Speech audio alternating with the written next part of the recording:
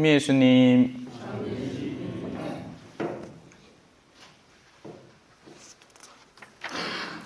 복음에서 말하는 어린이는 실수를 하고 일을 저지르는 어린이를 말하는 게 아닙니다.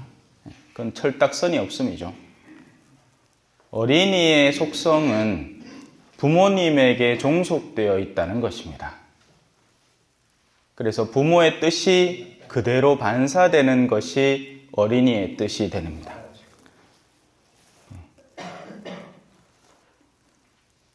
이 사람이 단순히 나이와는 상관없이 내면의 영혼의 성장을 가지고 살아가죠. 사실 여러분들도 익히 아시는 것이겠습니다만 어릴 때 하든지 커서도 그대로 합니다. 그죠? 사람 잘 안 바뀝니다. 나이가 많아질수록 경험이 누적되고 역량이 커진다는 건 인정받을 수 있겠으나 영혼의 성장세는 전혀 다른 데 있는 겁니다. 영혼이 진정으로 성장한다는 것은 하느님 앞에 순진성을 회복하는 데 있습니다. 그게 진짜 영혼이 큰 사람이에요. 그런데 적지 않은 이들의 내면의 영혼들은 복잡합니다. 어린이 같지 않아요. 그래서 예수님은 오늘 특별히 강조하죠. 어린이와 같이 안 되면 결코 못 들어간다. 복잡다단한 내면을 가지지 마라. 순진성을 회복해라. 아버지 앞에 너희를 솔직히 드러내라. 자, 오늘 이 독서의 내용을 한번 살펴보겠습니다. 이 세상에는 접착제라는 게 있죠. 접착제라는 건 모르는 사람 있습니까? 그죠? 5초본도 들고 온나? 옛날에 풀, 연 만들 때 그 풀 아십니까? 당연히 아시겠지. 저는 어릴 때 막 연 날리기 좋아했거든요. 그때 밥풀 쓰면 더 잘 붙는다 해가지고 일부러 풀 놔두고, 잘 붙는 풀 놔두고 밥풀 구해와서 그걸로 붙여서 막 날려도 보고 그랬습니다. 밥풀보다야 풀이 잘 붙겠죠. 잘 붙으라고 만든 게 풀일 낀데, 그죠? 멍청한 짓을 했던 거죠. 근데 그렇게 하면 뭐가 되는 줄 알았습니다. 자, 접착제라는 건 떨어져 있는 두 개의 물체를 붙여주는 역할을 합니다. 사람들의 영혼들, 우리가 지금 우리의 내면 속에 갖추고 있는 모든 영혼들은 하느님에게서 나온 것들입니다. 그래서 우리는 원래 한 본체입니다. 하지만 안타깝게도 죄라는 것이 가위처럼 이렇게 하느님과 이렇게 유대관계로 맺어져 있는 우리들을 마치 참외 한 줄기에 참외가 주렁주렁 달려 있어도 다 같은 줄기의 참외 아닙니까? 같은 수액을 받아먹고 있죠. 그런데 죄라는 것이 가위처럼 싹둑 잘라내버린 겁니다. 죄라는 것의 특성이 있죠. 죄는 나 자신의 유익을 위해서 타인에게 범죄를 저지르는 겁니다. 그래서 꼭 누구를 칼로 쑤시고 사기를 엄청 쳐야 죄가 아니라 그 내면을 갖추고 있는 사람들을 죄성을 갖고 있다라고 볼 수 있는 겁니다. 하느님과의 유대관계에서 자기를 잘라낸 상태를 살아가는 사람들. 자, 여기서 또 더 재밌는 게 있죠. 잘라내면 그러면 이 사람은 하느님께서 잘라졌으니까 성당에서 멀리 살겠구만. 아닙니다. 성당에서 미사할 거 다 하고 하는데 영혼의 그 싹만 잘라진 거예요. 그 상태로 신앙의 영역에서 살아가는 겁니다. 신앙에서 얻어지는 이득들을 취하면서 말이죠. 그래서 예수님도 얼마 전에 복음에서 그렇게 말씀하시죠.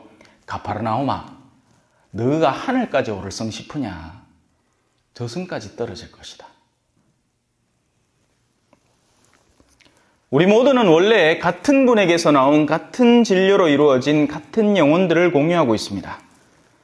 그래서 누구나 너나 나나 할 것 없이 공통적으로 추구하는 바들이 있죠. 사랑받기를 원합니다. 그죠? 사실 돈 많이 벌고 싶어 하는 것도 그릇된 사랑받고 싶어 하는 욕구의 일환입니다. 돈을 많이 벌면 어떻게 됩니까? 어디 가서도 섭섭하게 나를 대하지 않습니다. 관공서 같은 데가 기다릴 필요도 없습니다.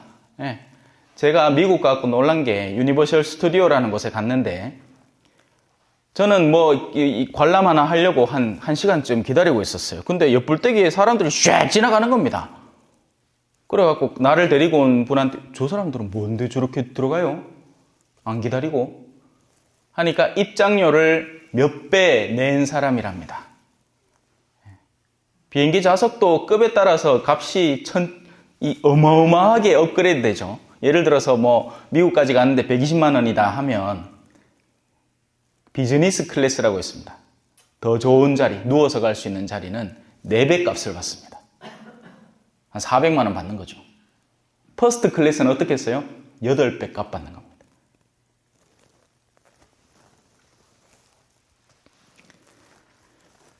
우리가 갖고 있는 죄의 내성이라는 것은 우리의 영혼들을 하느님께서 다 분리합니다.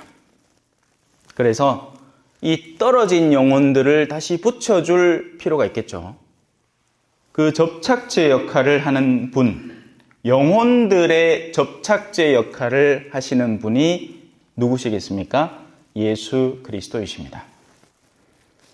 예수님은 바로 그 역할을 하라고 파견을 받아서 그 사명을 띠고 임무를 띠고 인간들, 산산조각 나 있는 인간들을 하나로 모아서 하느님에게 다시 접착시키기 위해서 파견되어 오신 분입니다. 그래서 예수 그리스도를 잘 알 필요가 있겠죠. 그런데 천주교 신자만큼 예수님을 잘 모르는 사람은 또 따로 없습니다. 성경도 안 읽지, 그냥 버릇처럼 습관화된 삶의 형태로 신앙을 유지하는 거지, 거기에서 한 걸음 더 나아가려고 노력하지 않습니다. 우리는 좀처럼. 심지어는 그날 복음과 독서도 읽고 오지도 않아요.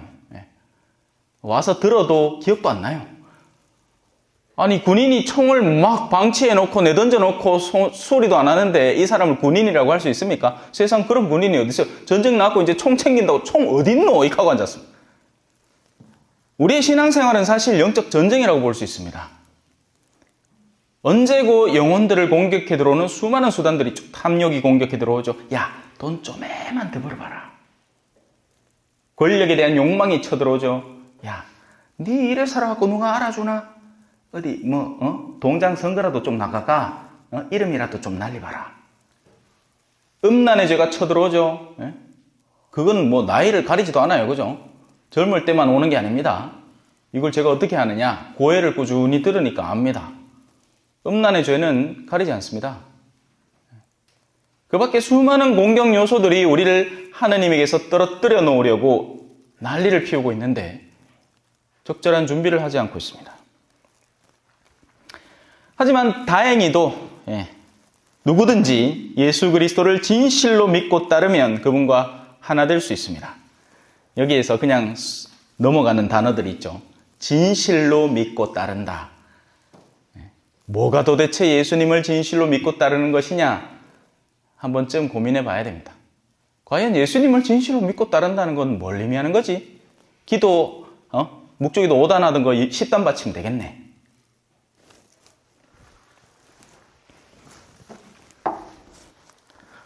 오늘 본기도 내용을 소개해 드릴게요.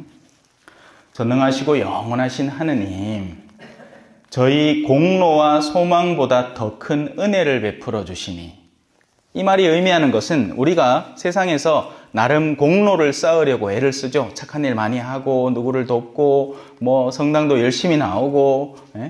근데 그 공로, 그리고 우리가 갖고 있는 그러면 하느님에게서 이 정도의 상급을 얻으리라라는 희망보다 당신이 은혜로서 한 방에 터뜨려주는 게 100배, 1000배 낫다는 겁니다.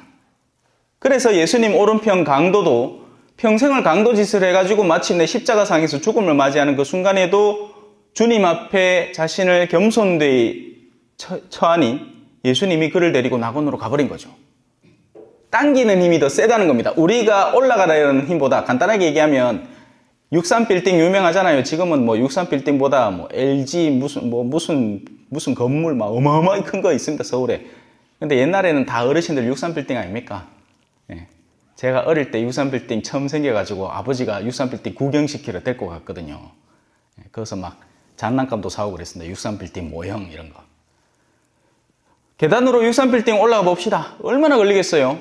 백날 고생해봐야 비행기 함 타는 게 100배 낫습니다. 맞죠? 그 높이를 어떻게 올라갑니까? 우리가 아무리 빌딩을 높이 올린들 비행기가 날아다니는 그곳을 어떻게 가요? 하느님의 은총이 우리의 지상의 공로와 희망보다 100배 낫다는 이야기입니다.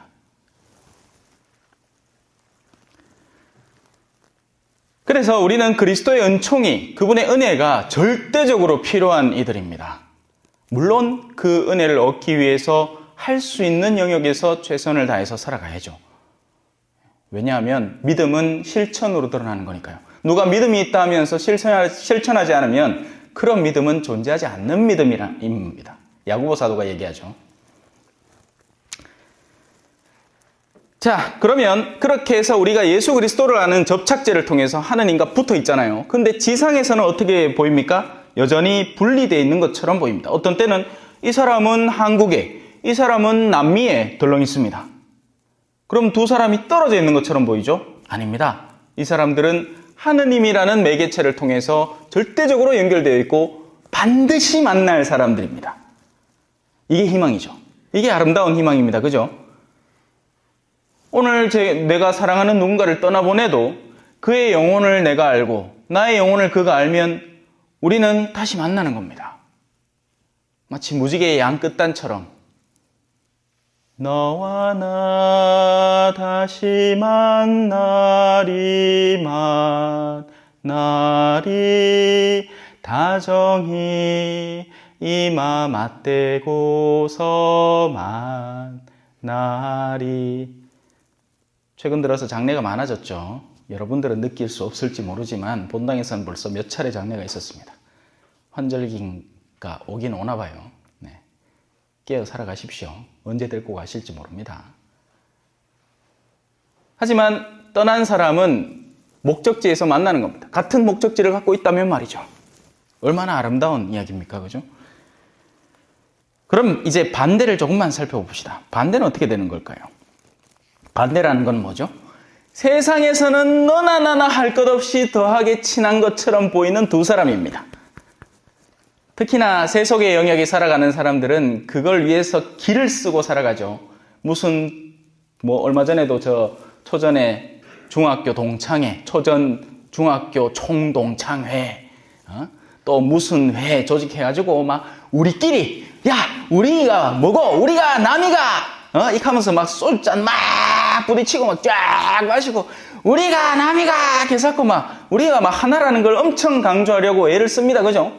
기를 쓰고 우리끼리 하나라는, 학교 때 여학생들도 보면, 그죠? 내 편, 내 사람, 요거 만들려고 기를 씁니다. 그러니까 가들하고는, 그죠? 비밀도 공유하고, 근데 나중에 그런 아들이 나중에 뒤통수 크게 치죠. 차라리 어수룩한 아들은 나를 공격하고 싶어도 몰라. 근데 야는 내 비밀을 다 알고 있어. 그런 아들이 내 혼자 사기치기 시작하면 이거 끝도 없는 겁니다. 우리는 세상에서 그 우정을 다지기 위해서 전력을 다합니다. 하지만 결국 알게 되는 것은 우리의 내면 속에 무엇을 감추고 살아왔는지 아무도 모른다는 겁니다. 아무도 몰라요. 지금 여러분의 내면 속에 있는 것 아무도 모릅니다. 누가 압니까? 제 안에 있는 거 여러분 알아요? 모르잖아요. 어찌 알기라, 그죠? 내가 꺼내고 순진하게 어린이처럼 여러분 앞에 내가 갖고 있는 생각과 사상을 만천하에 드러내지 않는 이상은 여러분은 모른단 말입니다. 여러분에게 알릴 이유가 전혀 없죠. 왜? 저에게는 하느님이 계시니까 하느님 한 분 앞에 저는 털어놓으면 되는 겁니다. 보통 어른들은 젊은 사람들을 안다고 생각하고, 그죠? 부모들은 자식들을 안다고 착각을 하고, 부부는 서로 알고 있다고 착각을 합니다. 어떤 때는 부모 자식 간에도 그렇게 서로의 내면에 뭐가 들어있는지 모르다가 그래도 우리야 착합니다. 이게 엄마들 맨날 하는 소리 아닙니까? 우리야 착하나합니다. 근데 가가 누구 성폭행하고 살인 저지르고 음주운전하다 걸리고 우리야 착하나합니다. 착했지. 언제? 갓 태어났을 때. 옹알이 할 때. 그때 다 착했죠. 여기 있는 사람 다 착했습니다. 옛날에. 나쁜 마음이 하나도 없었어요. 대신에 선한 마음도 없었죠. 어린애가 선을 어떻게 합니까? 선이 뭔지를 어떻게 알아요? 어린애 때는 다 그냥 백지 상태인 겁니다. 순진해요.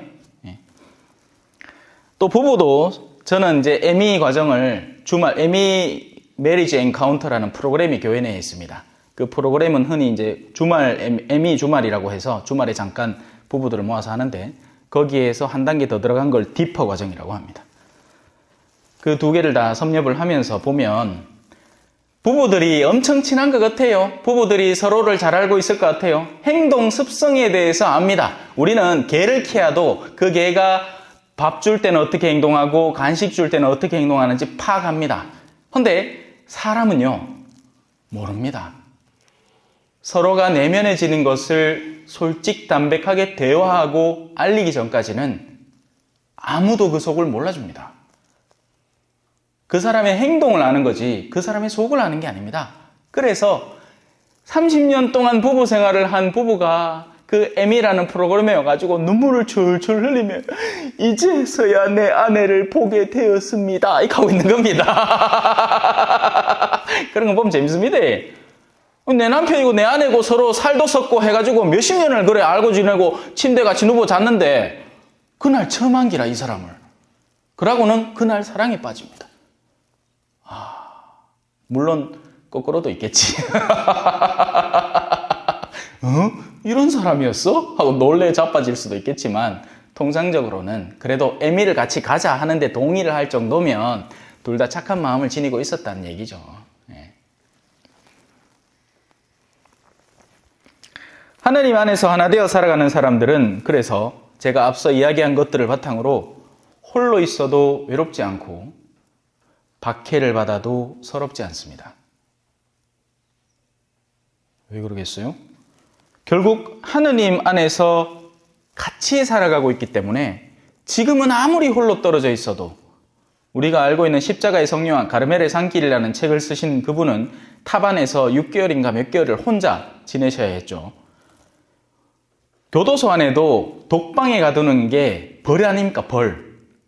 인간관계를 단절시키고 혼자 고립된 공간에 집어넣는 것은 사실은 벌입니다. 그런데 현대인들은 저주받았죠. 고립된 공간을 너무 좋아합니다. 그러면서 다른 한편으로는 탈출구를 찾는 거예요. 그러니 인터넷에 빠져드는 겁니다.